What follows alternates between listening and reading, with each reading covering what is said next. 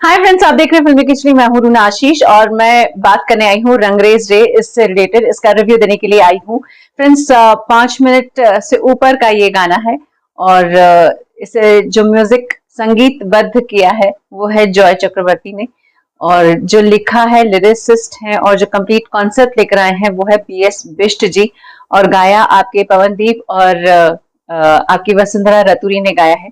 और इस पे जो एक्ट किया है वो असम के जाने माने एक्टर रवि शर्मा इन्होंने किया है, और जो एक्ट्रेस हैं उनका नाम है सुनीता कौशिक। और ओवरऑल जो गाना है वो मेघालय और असम और ऐसे अलग अलग क्षेत्रों में इसका शूट किया गया है, और बहुत धीमा मध्यम सा चलने वाला ये गाना है। इस गाने की अगर मैं बात कहूँ तो इसकी स्टोरी मुझे बहुत अच्छी लगी है कि कैसे होली के दौरान एक लड़का लड़की मिलते हैं, मुलाकात होती है, प्यार होता है, शादी हो जाती है, और उसके बाद अपना काम करने के लिए कमांडर को निकलना पड़ता है। आर्मी ऑफिसर का एक कुछ इस तरीके से भेष बनाकर निकलता है वो, और फिर लड़की को, जो हीरोइन है, उसे मालूम पड़ता है कि किसी एक्सीडेंट में शायद वो नहीं रहा है, वो गुम हो गया है, और एक मिस्ट्री रहती है। और फिर वो दुख उसके जिंदगी का जो है वो दिखाया गया है, लेकिन एंड में हैप्पी एंडिंग हो जाती है, हीरो जी लौटकर वापस आ जाते हैं। सो स्टार्ट टू एंड आपको एक बहुत सूदिंग सा एहसास होता है जब उसकी न्यूज भी ब्रेक होती है कि अभी कमांडर नहीं मिल रहे हैं, तो एक को थोड़ा सा आपको भी दुख होता है, और फिर जब हीरो वापस आ जाता है, री एंटर हो जाता है, तब आपको मजा आता है। कहानी बहुत बहुत ज्यादा आपको अपने आप में खींच लेती है। म्यूजिक की मैं बात करती हूँ, म्यूजिक बहुत सिंपल है और बहुत ही सुमधुर और धीरे से चलने वाला म्यूजिक है, जो आपको सुनने में बहुत अच्छा लगता है। आपको ऐसा लगता है इसको लूप में सुनते जाएं और शांति से बैठकर सुनते जाएं, इसमें वो सुकून देने वाली आवाज आती है।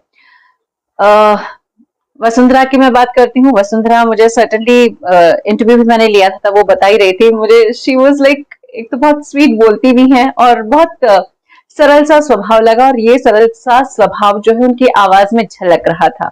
सो कभी आपको मौका पड़े तो जो इंटरव्यू मैंने हाल ही में लगाया है सुनने की कोशिश कीजिएगा, और फिर जोड़कर देखिएगा कि दोनों एक जैसे ही हैं। वो एकदम एक अलग सादगी भरी आवाज है। जहां पवन की आवाज की मैं बात करती हूँ, मजा तो आता है, इसीलिए तो मैं गाना देखती हूँ कि पवन का गाना है बट एक्चुअल में पवन की आवाज में बहुत बेस है, बहुत, जैसा कि नॉर्मली आई थिंक, मैं, हो सकता है मैं गलत हूं, लेकिन पवन की आवाज में जो बेस है उसी बेस पर इस गाने को लिखा गया, रचा गया, बनाया गया है। तो मेरे हिसाब से पवन के लिए ये जॉनर और ये बेस पर गाना या इस पिच पर गाना इतना इजी रहा है कि उसके अंदर सच्चाई भी झलक आती है, बिल्कुल बिना किसी लाग लपेट के, और सिंपल तरीके से गाना है, और बहुत इमोशनल गाना है। बहुत उनका जो भी पार्ट है हीरो के तरीके से दिखाया जाता है, मेल वॉइस है, और उसमें वो शांति है कि जो कैरेक्टर आता है उस आवाज में वो ये आता है कि I know what I am doing and I know I am always there for you. So वो जो एक स्ट्रेंथ होती है किसी कैरेक्टर की, वो कैरेक्टर लेकर आते हैं पवन, और वो कैरेक्टर लेकर आती है ये आवाज।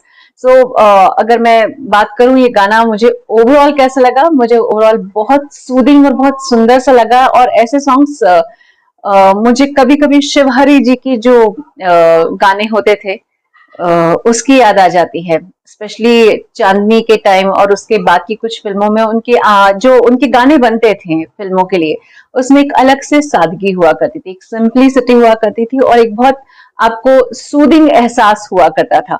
तो मुझे ये गाना लगभग वैसा ही लगा है। सर्टेनली हर म्यूजिक डायरेक्टर का अपना स्टाइल होता है, लेकिन हाँ, ये वाला गाना सुनकर मुझे शिवहरी जी के सूदिंग वाले साहिबा जो फिल्म थी उनके गाने की याद आती है, या चांदनी के जो एकदम सूदिंग स्लो पेस वाले सॉन्ग थे उनकी याद आती है। मुझे पसंद आए हैं। आप अपने कहिए, कितना सपोर्ट करने के लिए तैयार हैं आप पवन के इस गाने को, जरा लिखकर बताइए। जय हिंद।